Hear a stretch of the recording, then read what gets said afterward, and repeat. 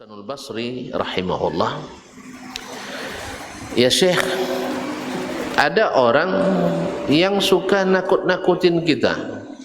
Dalam kajian-kajian sampai jantung-jantung kami sampai terbang dibuatnya, terasa hilang, terasa terbang. Lalu kata Al-Hasanul Basri rahimahullah, innaka la tusahibu aqwaman yukhawifunaka fid dunya fayantahuna bika ila amnil akhirah khairun laka min an tusahiba aqwaman yu'amminunaka fid dunya fayudrikuka al khawfu bil akhirah. Engkau hidup dengan orang yang suka mengingatkanmu, menakut-nakutimu di dunia, tapi ujungnya adalah aman di akhirat. Sekarang kan kita ini sering kita kalau diingatkan ini salah, ini nyalah-nyalahkan. Diingatkan ini tidak diterima amalnya, ini masukkan ke dalam neraka. Sah? Ini tidak disyariatkan dan sebagainya. Ini nakut-nakutin orang. Memang antum panitia neraka? Woi, panitia neraka malaikat yang bisanya, woi. Kalau kita mana bisa? Nah, cuman kita disuruh Allah untuk berilmu dan mengamalkannya, kemudian mendakwakannya dan sabar atas segala tantangan yang dihadapi. Wal asri innal insana lafi khusrin illa allazina amanu wa amilus salihat. Iman dengan ilmu diamalkan, beramal saleh, wa tawasau bil haqq, memberikan nasihat kebaikan, kebenaran, wa tawasau bis sabri, dan menasihati untuk tetap sabar dalam kebenaran itu. Ma'asyiral kiram rahmati Allah, itu lebih baik orang yang mengingatkan kita, menakut-nakuti kita di dunia tapi ujungnya aman di akhirat, daripada orang yang kamu hidup bersamanya, semua yang kita lakukan baik, semua yang kita lakukan benar, semua yang kita lakukan diterima, padahal dia tahu itu adalah sesuatu yang tidak disyariatkan. Akhirnya nanti di akhirat kita ketakutan. Ada orang taat ketakutan di akhirat nanti? Hah? Ada, antum bilang enggak? Allah bilang ada, antum bilang enggak? Qul hal nunabbi'ukum bil akhsarina a'mala. Katakan, mau tak kamu saya tunjukkan orang-orang yang paling merugi amalannya? Allazina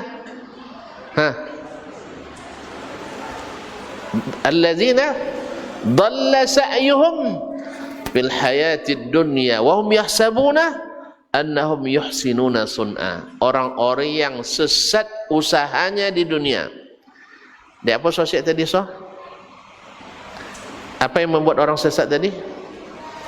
Lupa lagi baru. Itu pasal panjang juga jadinya.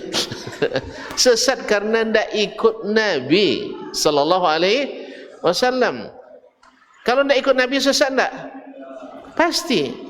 Karena kata Nabi, ini jalanku, siapa yang ikut selamat, siapa yang tak ikut tersesat. Maka sunnah adalah selamat, non sunnah iya.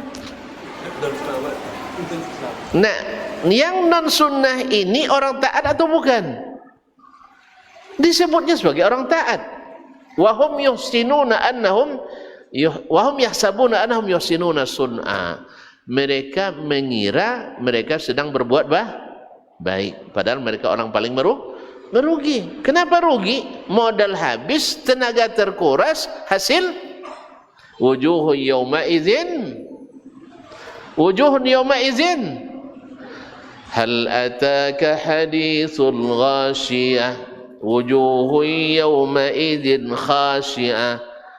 Tahu tak kamu atau dah datang tak kepadamu berita tentang Al-Ghashiyah, hari yang meliputi semuanya, hari kiamat.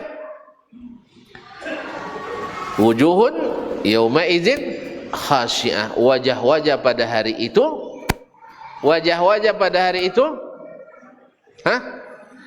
pada tertunduk lesu. Orang taat atau orang yang maksiat? Nah,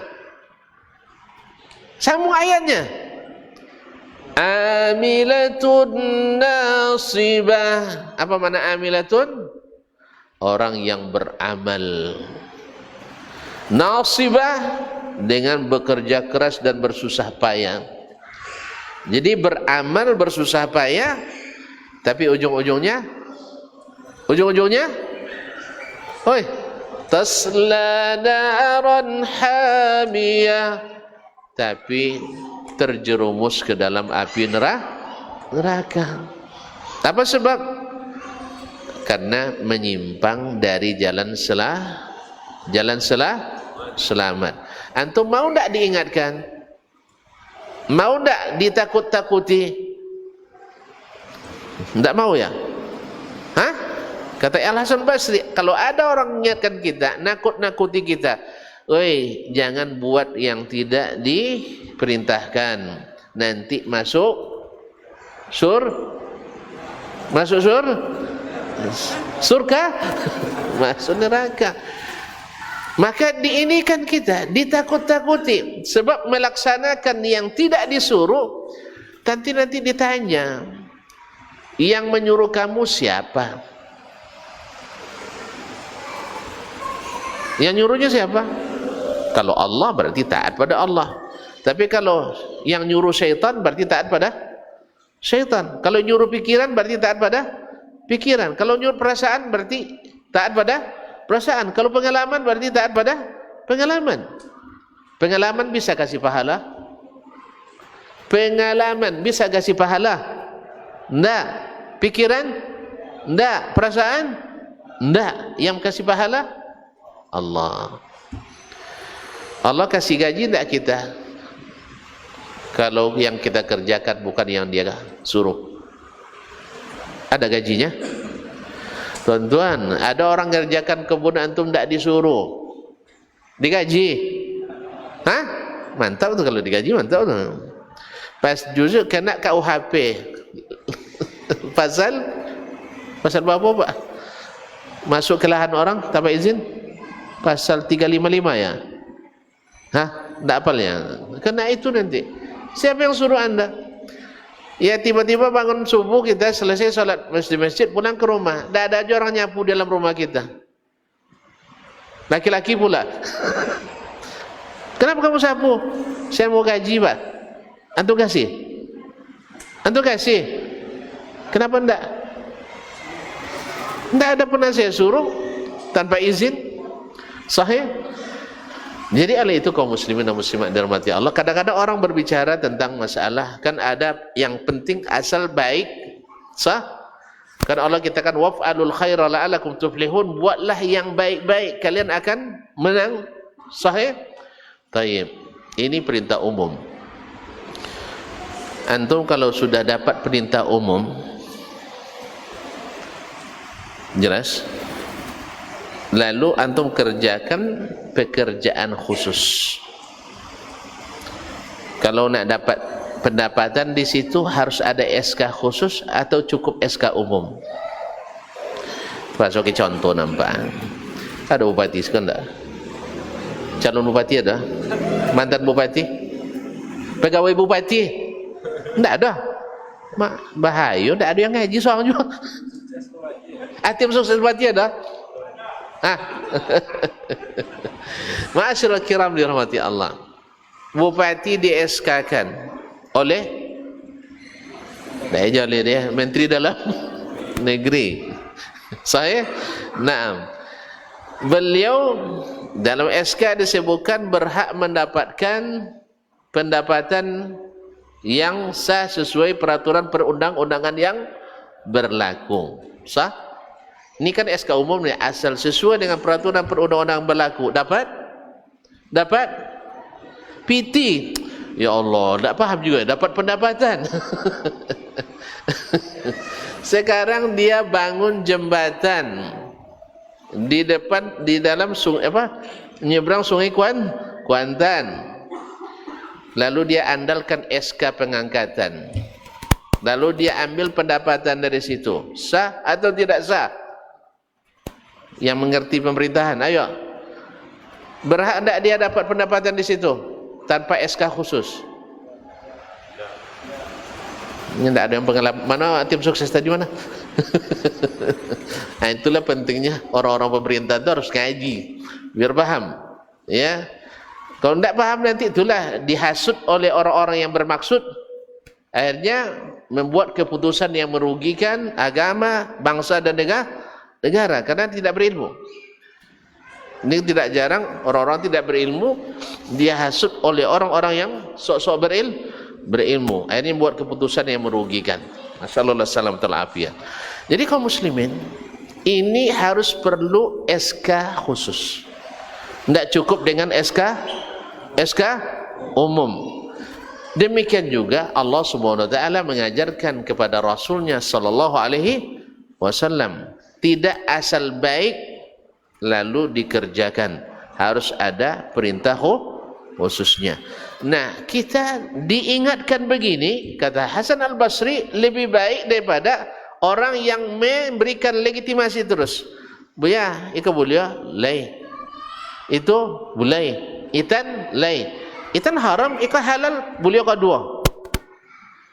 Macam mana pula pendapat dua, satu haram, satu halal, dua-duanya benar. Masuk? Hah? Yang satu bilang sah, yang satu bilang tidak sah. Sah keduanya. Masuk? Tidak. Ini namanya lagu pramuka. Di sana senang, di sini kenyang. Di sana senang, di sini kenyang. Tidak. Jadi kata Hasan Basri, ingatkan. Wa zakkir fa inna dzikra tanfa'ul mu'minin. Sebab apa? Allah memang maha pengasih, tapi ingat azabnya amat pedih. Nabbi ibadi anni, lanjut, anni anal ghafurur rahim. Beritahukan hai Muhammad kepada hamba-hambaku bahwasanya aku adalah yang maha pengampun dan maha mengampun dan maha penyayang.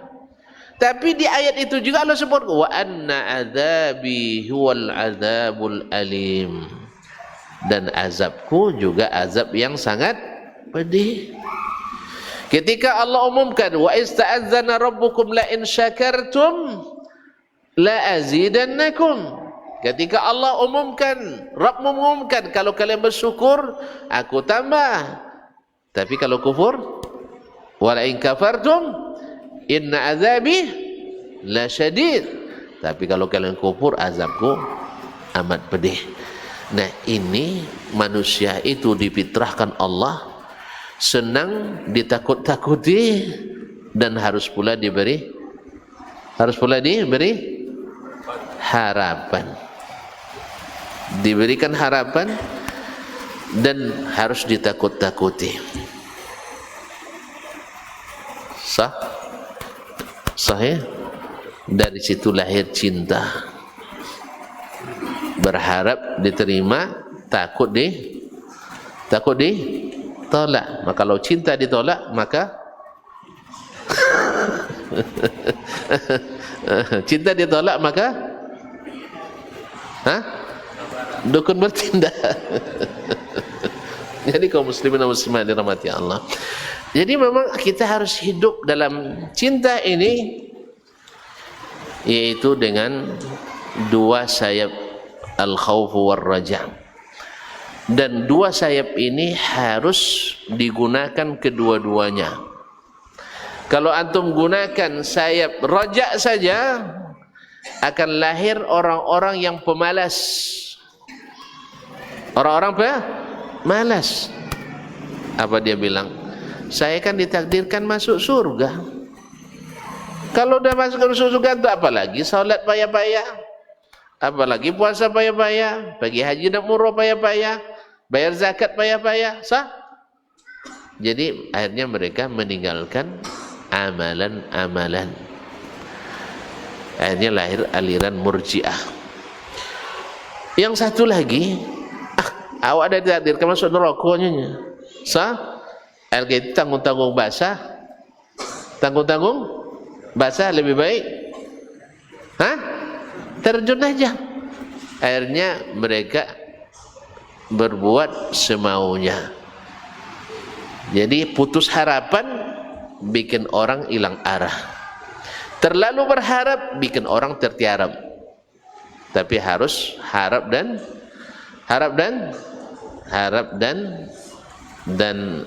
ada rasa takut. Nah, kalau harapan yang seperti ini yang diiringi dengan rasa takut, ini semakin membuat orang lari mendekat, bukan lari menjauh. Makanya Allah katakan fafirru.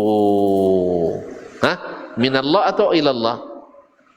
Fafirru ilallah. Larilah kamu kepada Allah. Larilah kepada Allah. Kenapa lari kepada Allah? Inni lakum minhu nadhirun mubin. Saya beri peringatan kalian. Kok disuruh beri peringatan, larinya ke Allah juga? Iya. Karena Allah anabbi ibadi anni anal ghafurur rahim. Beritahukanlah kepada hamba-hambaku, aku maha pengampun, maha penyayang. Maka bila berbuat salah, takut tak kita sama Allah? Takut? Dan itu bagus. Nah, kalau takut kepadanya, kembali kepadanya, lari kepadanya. Tapi kalau antum tidak takut, maka siap-siap dengan azab yang pedih. Di mana? Di akhirat. Tapi kalau antum takut, kemudian antum lari kepadanya, dan lari kepada Allah, Allah sangat suka menerima hambanya yang kembali kepadanya. Oleh itu kaum muslimin dan muslimat, patutlah Allah jadikan ayat-ayat cinta, ayat harap dan takut itu di dalam surat yang mesti kita ulang selalu, supaya tumbuh cinta kepadanya dengan senantiasa memujinya dan penuh harap kepadanya, karena namanya adalah Ar-Rahmanur Rahim. Dan harus takut karena semua kita akan berhitung dengannya. Di akhirat tak ada edisi revisi, tak ada edisi revisi. Di dunia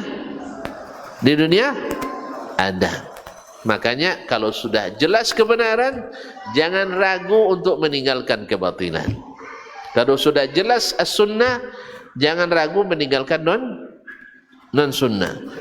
Ya, kalau sudah jelas mana yang disuruh, jangan ragu meninggalkan kebiasaan yang tidak disuruh. Ini perlu kita ada yang mengingatkan. Sebab apa? Kalau yang kita kerjakan yang dia suruh, kita taat kepadanya. Tapi kalau kita kerjakan yang tidak dia suruh, kita taat kepada nafsu. Nafsu tak beri kita apa-apa, tidak menyelamatkan dari azab, dan tidak pula menambah tinggi derajat. Tapi kalau Allah SWT kita taati, dia akan menyelamatkan kita dari azab dan menambah tinggi derajat. Sekira sudah sampai di salahnya? Sudah sampai? Tidak, sebenarnya saya belum sampai, cuman besok tidak boleh lagi kebenahi, itu masalahnya. Jadi saya cukupkan sampai di situ dulu Pak ya. Yang penting sudah bisa dipahami dengan baik. Taib. Ada yang nak bertanya? Silakan.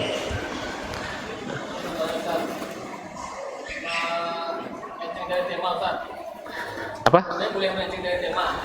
Melenceng itu dilarang, akhi. Makanya saya tidak izinkan. Yang melenceng itu ada yang penting. Di luar tema. Kita tanya dulu pada pemilik rumah. Boleh? Ayolah silakan. Nanti takut saya jawab kan. Tidak ada izin dari orang rumah Pak ya kita.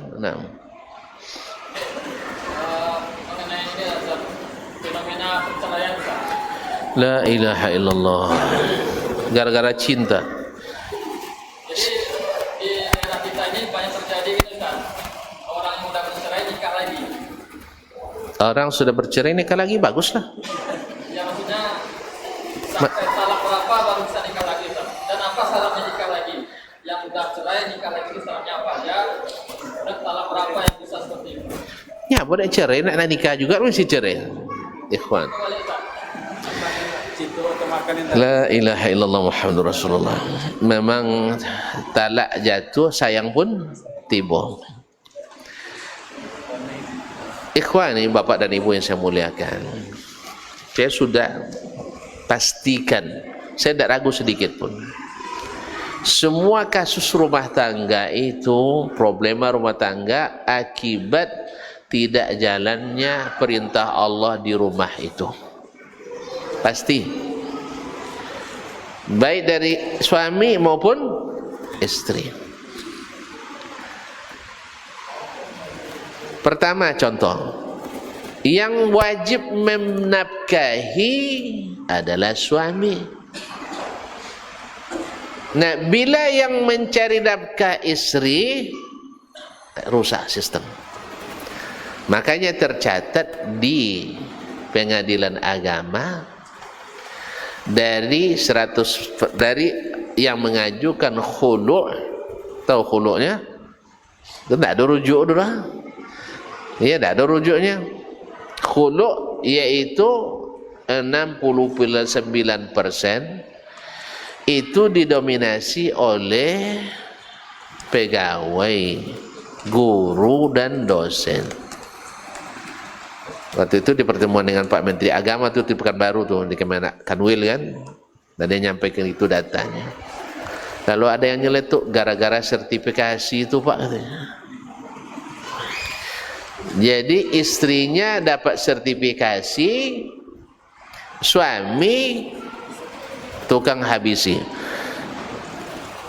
Jelas?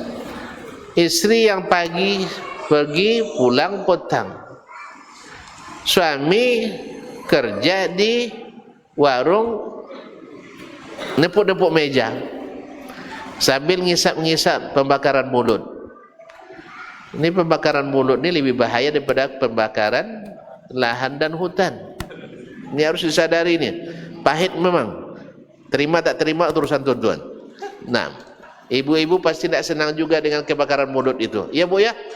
Iya, saya tahu, saya dah tanya istri saya. Dulu ketika dia ngajak saya suami, dia berdoa jangan sampai ada yang suka bakar mulut. Alhamdulillah dapat saya. Gimana dulu dah, doanya dia di musalla Arafah, saya doa di padang Arafah. Bertemulah doa kami di aras. Alhamdulillah. Masyaallah kiram. Jadi akhirnya suami bergantungkan diri pada istri. Dan sayangnya awak nak jadi ketua juga. Tapi nafkah dibayar oleh anak buah. Perangai tak cukup bagus pula. Iya, kerengkang godang kan, piti tidak ada. Akhirnya tidak tahan lagi ibu-ibu minta cerai. Atau bisa saja ada karena kiper maju jadi penyerang sehingga banyak gol bunuh diri. Apa artinya? Istri itu sehebat apapun, baik secara strata pendidikan maupun peringkat sosialnya, status sosialnya, buatlah seperti Khadijah. Umur lebih tua dari suaminya, Sayyiduna Muhammad sallallahu alaihi wasallam. Harta lebih banyak dan lebih kaya daripada suaminya. Jelas? Tapi apa yang dia lakukan? Abang, saya sudah amanahkan diriku padamu. Dan yang saya miliki yang paling mahal adalah diri saya. Oleh sebab itu, semua yang di bawah itu aku serahkan padamu, termasuk harta bendanya. Allah, kau dapat bini jadi kau jando-jando tak masalah. Iya. Iya tak masalah. Bang, ini di sini ada 50 miliar ini, pakailah. Sah? Iya, karena saya sudah percaya abang mengelola diriku, maka akan lebih percaya mengelola hartaku. Tapi jangan salah beri dah. Iya, orang-orang seperti Nabi pula dibuat kan. Kalau sempat orang lain tak bisa. Nah, jadi itu kaum muslimin. Akhirnya banyak di antara istri melakukan tugas-tugas atau mengambil alih tugas kapten. Ini juga menjadi penyebab juga suami tidak tahan. Kalau tadi istri yang tidak tahan, sekarang suami tidak tahan. Ada pula peran orang tua. Ini khususnya pada pengantin muda, baru tamat SMA, Atau tamat kuliah, kan dia pandai main pena, cuma tidak pandai main pengacau, tidak pernah main periuk. Disuruh merebus air saja, masak air. Gimana cara masaknya, Kak? Nanti kalau sudah masin, dah masak tuh katanya. Airnya kering, tidak masin-masin air tuh. Nah, jadi bagi mertua kadang-kadang yang suka ikut campur urusan menantu, ini sangat tidak diapresiasi. Kebiasaan kita beri putri kita pemberian yang banyak. Mungkin waktu kuliah diberi belanja 5 juta.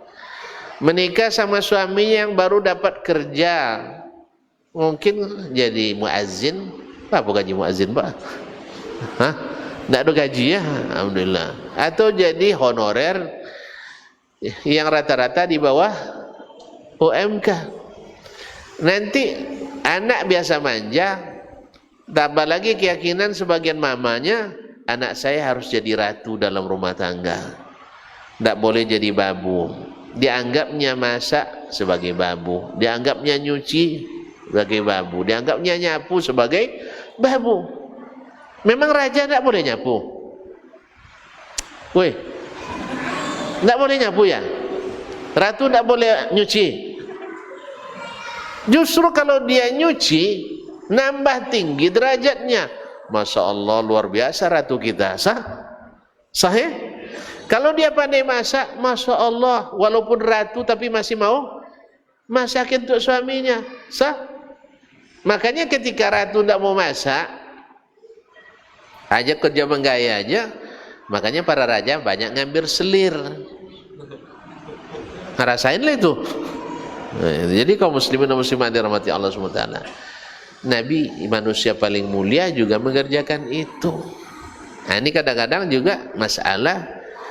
Makanya saya anjurkan pada ibu-ibu khususnya, kalau nak berikan bantuan pada anak kita yang baru menikah, ingat, jangan berikan pada anak kita, berikan sama menantu. Tahu kenapanya? Tahu kenapanya? Woi, tengok dah abangnya, ayah dan 5 juta, bayi abang mati ibunya. Tu tahan sama suami dibilang kayak gitu. Apalah kau ya urunya. Akhirnya datang emosinya. Akhirnya jatuh talak 3. Dah banyak wanita yang lebih cantik daripada kamu katanya. Sekarang saya cerai, besok saya nikah katanya. Ini besoknya 10 tahun tidak laku-laku. Jadi walhasil kadang-kadang orang tua punya andil dalam memisahkan anaknya tanpa